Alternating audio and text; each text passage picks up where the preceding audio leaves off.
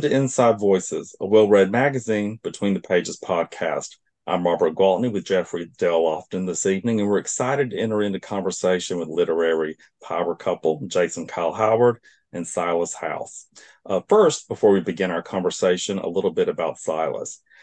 He's a New York Times bestselling author of 7 novels, including Lark Ascending, which I just read and loved, which was a book editor's choice and is the winner of the 2023 Southern Book Prize and the Nautilus Book Award.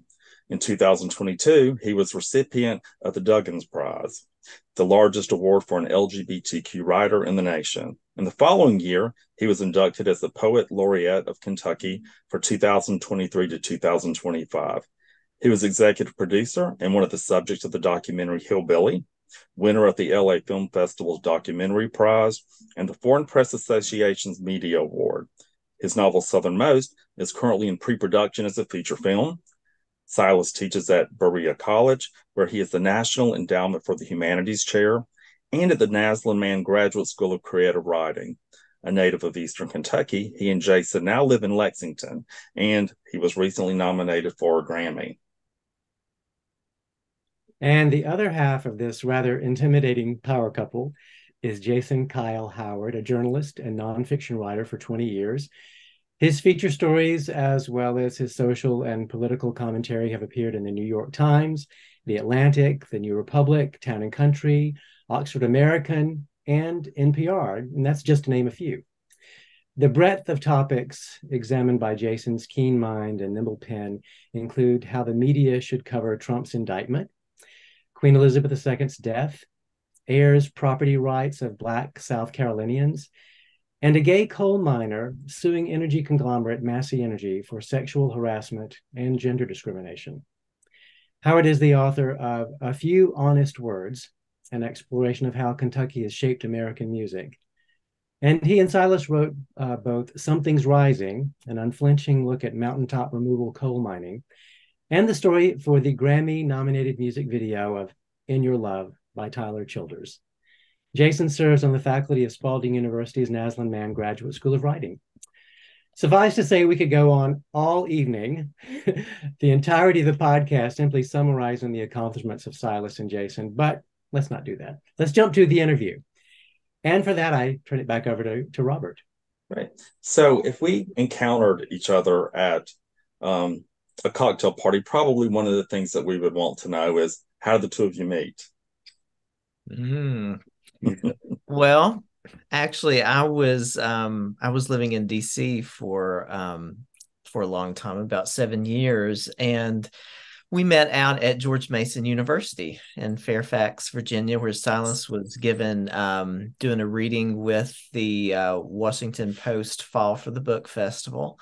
And I had read, being from southeastern Kentucky, I had read a couple of his novels, and so I went out to meet him, and we talked for a long time, and that was that. And then I was at the time writing for a magazine in DC, and I was also just starting to do freelance writing on the side, and so I pitched a piece on Silas, and the magazine took it, and so I interviewed him, and what was intended to be a 1 hour interview turned into a 4 hour interview, but at a Waffle House. At a Waffle House, yeah. Talk about your Southern credentials.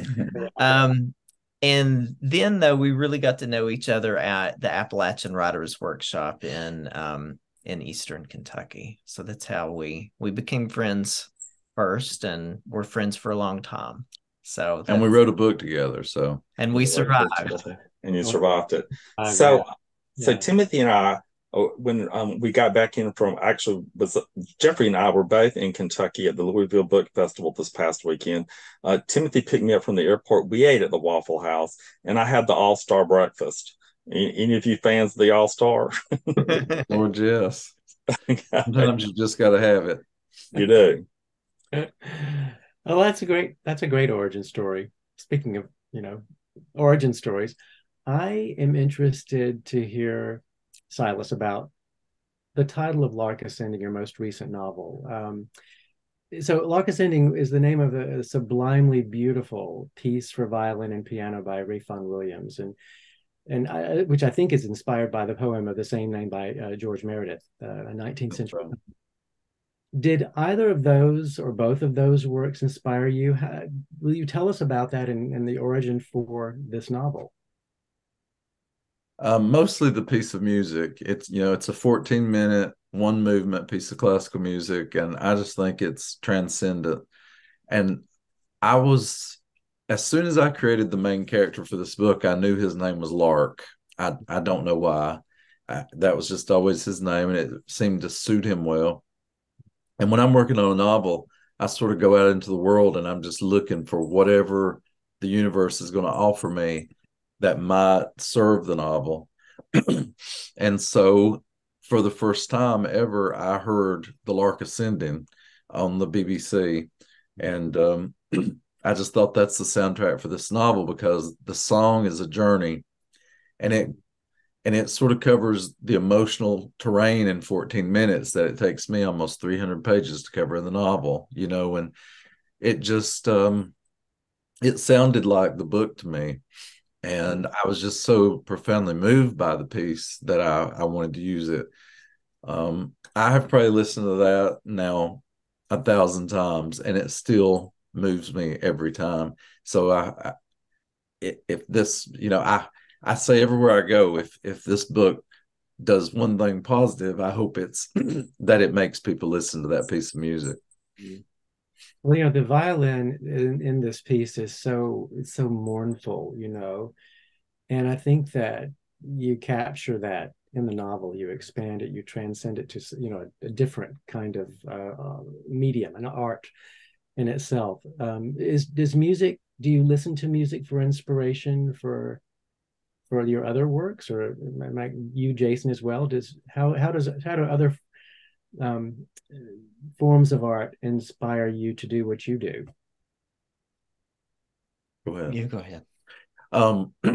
Yeah, music has always been a huge part of my process. If I know a character's name and their favorite song, I can create the character, but I have to know their song. And it's sort of like everything grows out of that for me. And then I also have, a musical landscape for the novel itself, and just several different layers of that. I don't know how not to do that. And so, but also I look at I look at paintings and photographs, and poetry is a major foundation for all of my novels.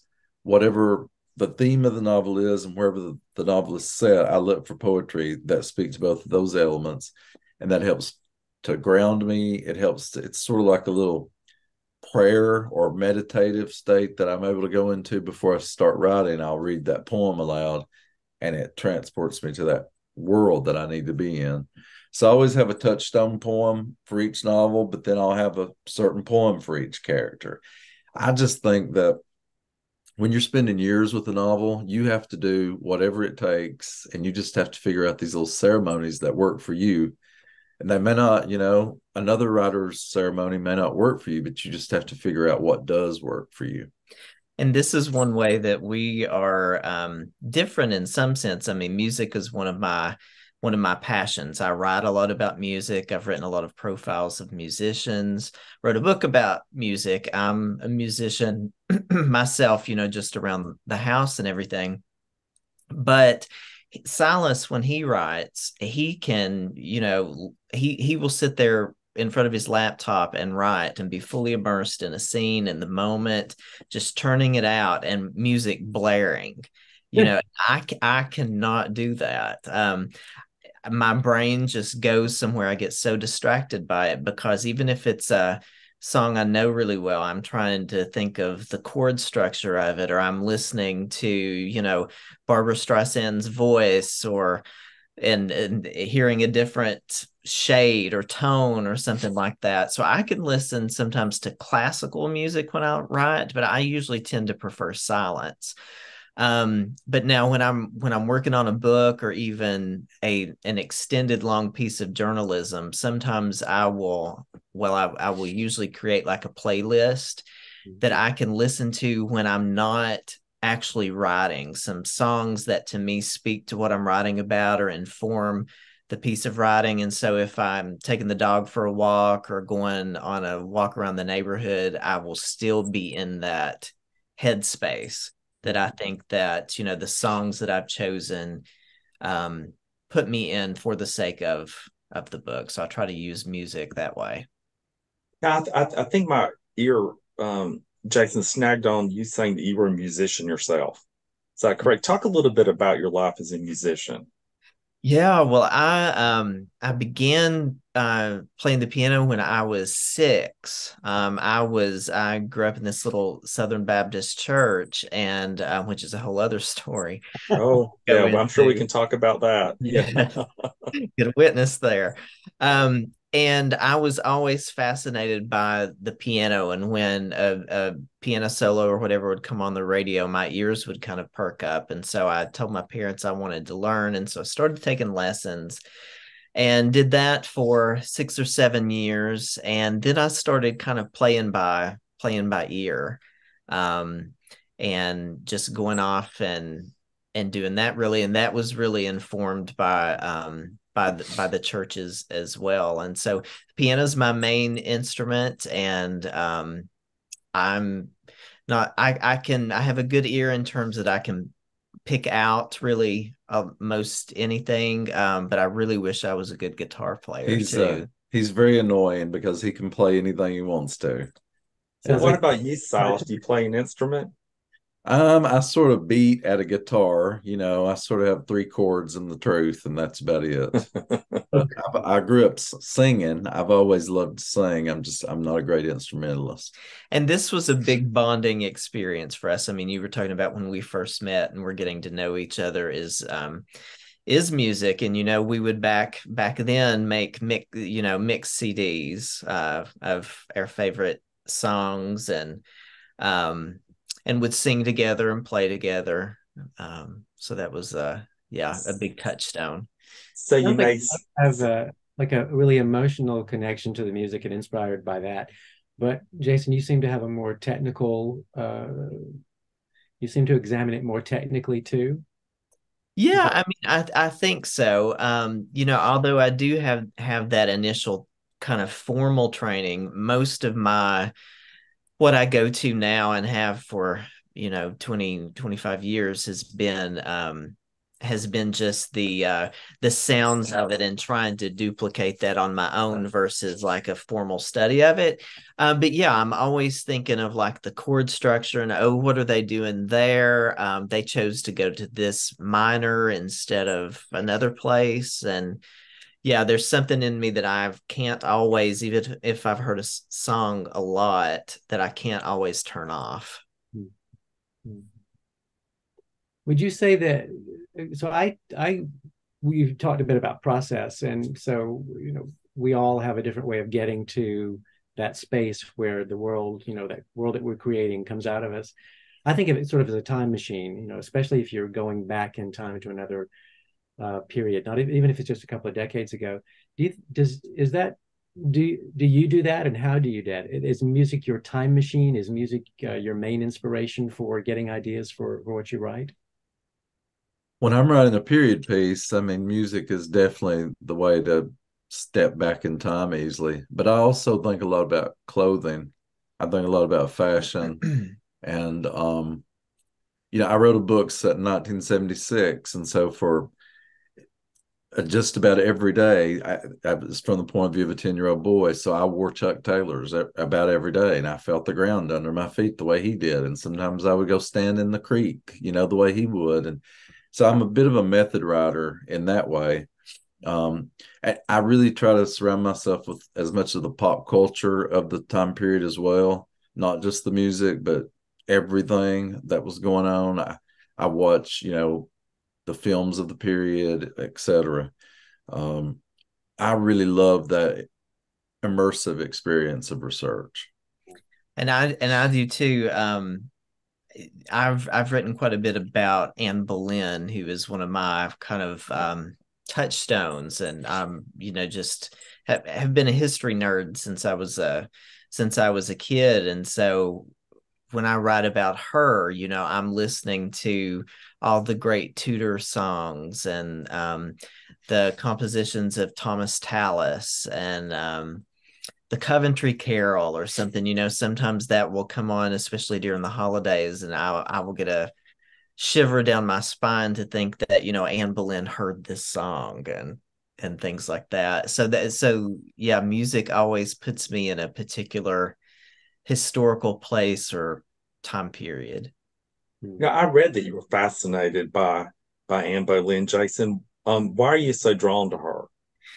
Well, I think so. When I was a kid, I was always reading. I'm an only child, and my father was a high school history teacher. And so I was always reading biographies from when I was first could read. My parents would buy me I would demand like these little slender biographies of the presidents and first ladies and Queen Victoria and things like that. And so, was always interested in that. And then my paternal grandmother, one day I was 8 and I came in from playing outside during the summer. She was in for a visit and she was working with a genealogist to do our family tree. And she called me over to the table and pointed at this really poor quality Xerox copy. And she said, Anne Boleyn, her mother was a Howard, one of your distant ancestors. Very distant. And so that, whether that's right or, correct or not, that just exploded in my little mind. And so that was like my first moment of fascination with her. And so I would daydream about her. And I wrote papers on her when I was in middle school and high school. And she just she was like this imaginary friend I had as a child, and then became almost like an older sister and a maternal figure for me, that I've measured my life against. Sometimes I think she really helped me to come out in a way, because when I was so scared and on the precipice, I would think, wow, I would think outside myself and think what she went through and experienced and how strong and courageous she was, and that I needed to find some of that metal in me. Well, since we're talking about childhood, when I grew up in a small town in Grady County in Southwest Georgia, a place called Cairo, and of course, when I was coming along, I was a boy of the '70s and a teenager of the '80s, and there were no positive role models. And of course, the world was quite a different place then for boys like us in small rural places. And I had a lot of difficulty imagining a future for myself. When you were coming along, what did you both imagine for yourselves in the future as young people? I could never imagine having the life that I wanted.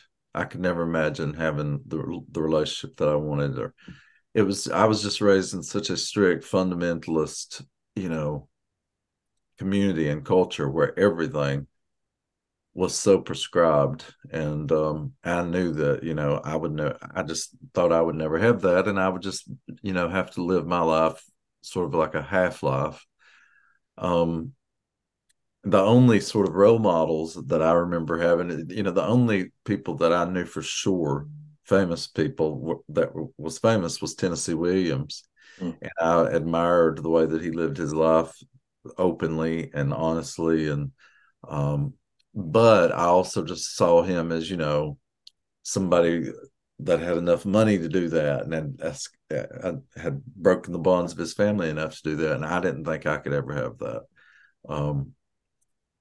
I didn't have a whole lot of hope, and sort of decided to pray the gay away for many years, which is something that you're taught in a fundamentalist upbringing, until, I met somebody that I just couldn't be without. And so once I met Jason, I knew that I could have that life. Well, and Silas, it seems like you have sort of you have a relationship with your family and community on your own terms. You're very close to your community. You have a great sense of, from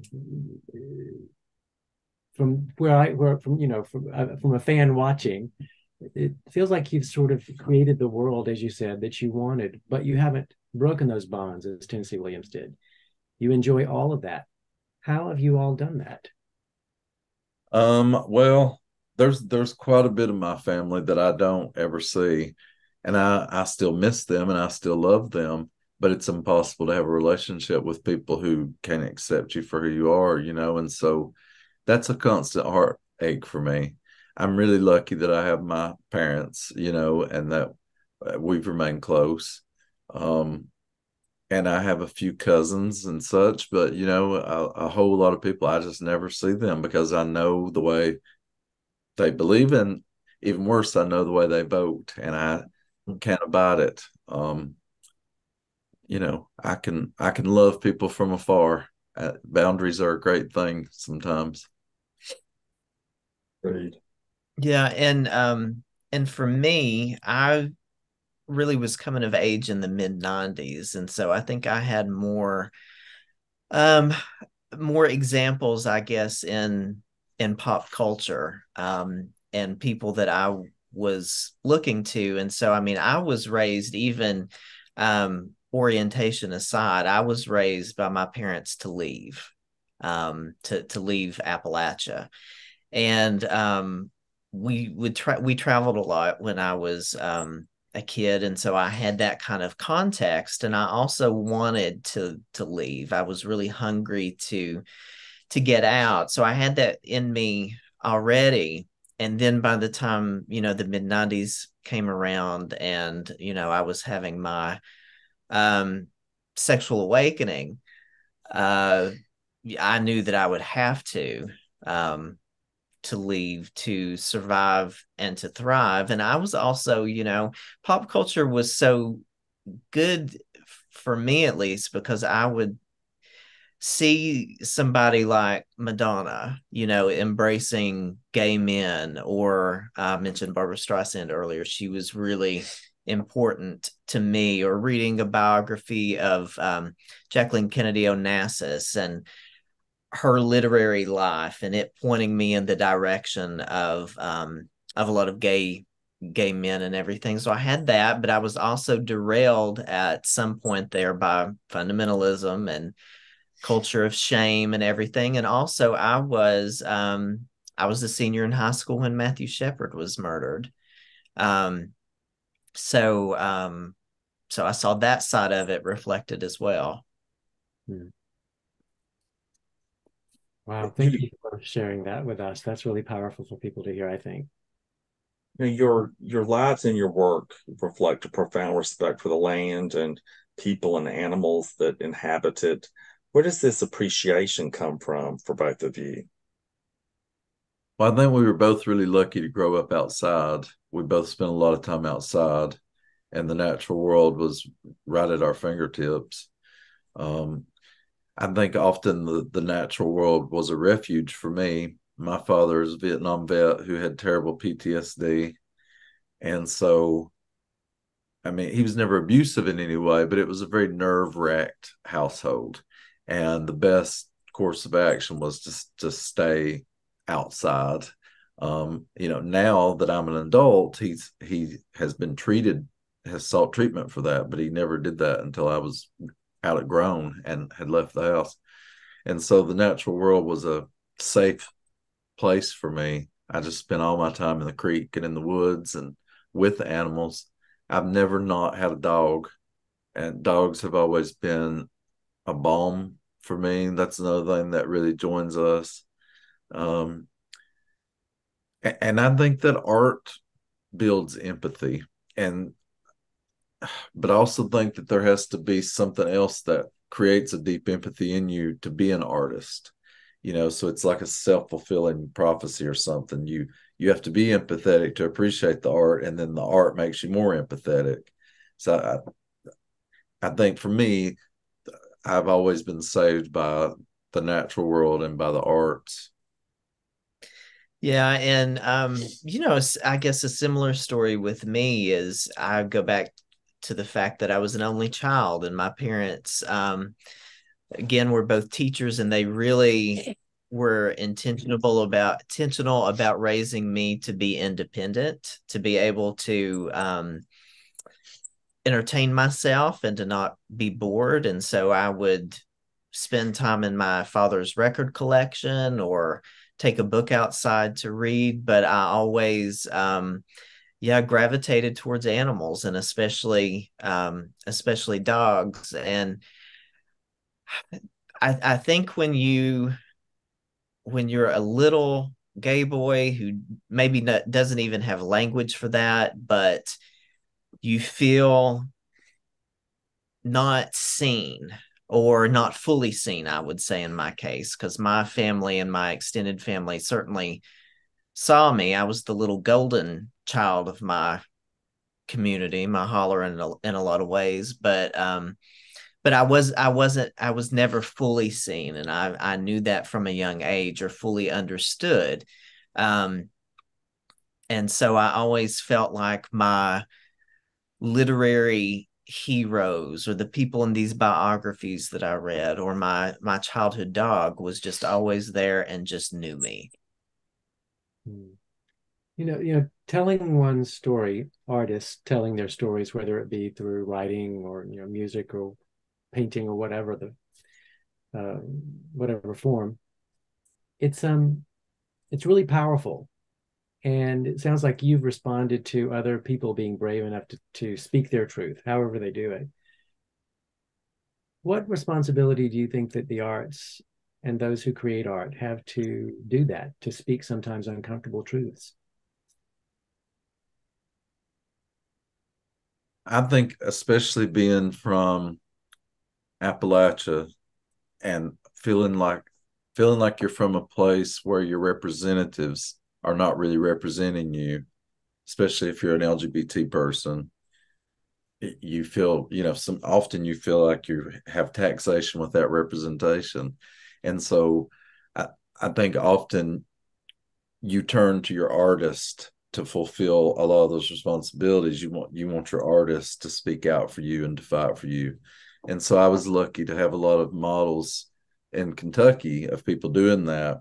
I mean, if you think of three of the great social justice writers of our time, they're from pretty near where we grew up.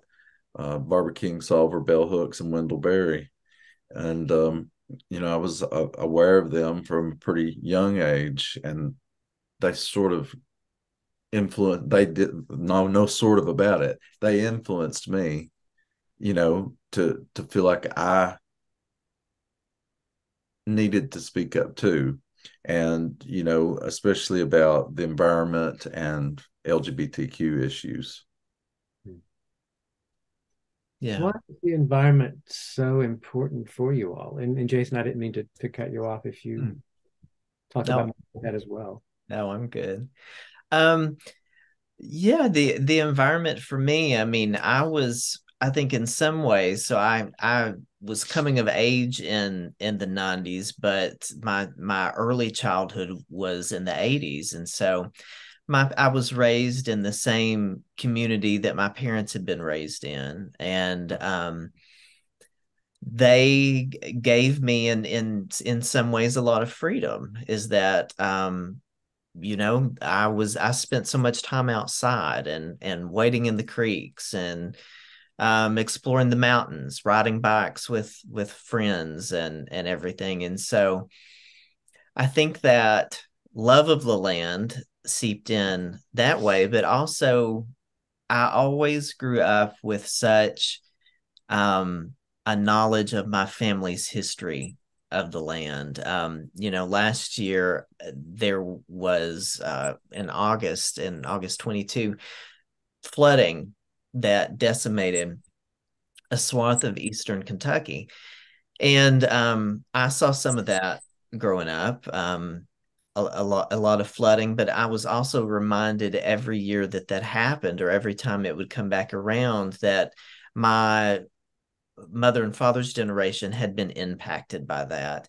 My parents were first generation college graduates, and so I always knew that I was one generation removed from poverty, one generation removed from welfare. And my mother would point across the road to where we lived, to this field that she grew up in, that would flood every year, and just would always remind me of that, and where and where she came from. I think also when you grow up in a place of extraction, you either have to totally embrace it or you have to fight against it. And I mean, I'm from a family of coal mining people. My grandfather was a coal miner who lost his leg in the mines. He had black lung. It was a major part of our community and our culture. And I grew up across from a massive strip mine. And seeing that ridge that I love so much be destroyed as a child, it made me into an activist. Whereas it just made other people in the community feel sort of complacent or powerless. It can go either way, I think, when you're seeing the land devastated, on a daily basis. How about when you see what it does to the individuals? I mean, I'm thinking of the beautiful video and the storyline between these two men who love each other. And it's a story about environment as much as it is about a story about, the impact on humans, not just humanity, but these two individuals. Yes. It was Jason's idea for that love story to be two coal miners. And it was actually the director's idea, even though he's not from Appalachia, for one of them to have black lung. So as soon as he said that, I thought, well, that's perfect. Yeah. That adds a whole other layer to this video of the culture, which of course you're zooming in on there. So I do love that aspect of it. Well, and so this video that we're referencing has some historical value attached to it, in that I believe that it is the first video being nominated featuring a gay storyline. Did I get that correct? Something well, along those lines? It's the first country music video to be released by a major label that has a gay storyline. They're still trying to find out if there's ever been a country music video nominated for video of the year before. They're researching that. I'm not sure, but it's definitely, it would be one of the handful. Best video usually goes to, the Beyoncés or the Taylor Swifts or the big pop stars. So, and this year it's interesting because in that category, there are 5 nominees and there are 2 gay themed videos. Yeah. So it's a good year for us. It is. It absolutely is. Oh my gosh. Congratulations on that. And we are coming to the close of our time together. And I think we could go on and on and on. It's been a pleasure, Jason and Silas. And thank you so much for taking the time out to meet with Jeffrey and me today. No, we've loved it. Thank you. I hope we can all get together in person sometime. Yes. I would very much love that. We would love that. Thank you. Thank you for being here with us. Thank y'all. Yes, thank you. So gentle listeners, until next time, I'm Robert Gwaltney for Inside Voices. And I'm Jeffrey Dale Lofton, and I leave you with my creative North Star. To be creative is to be courageous.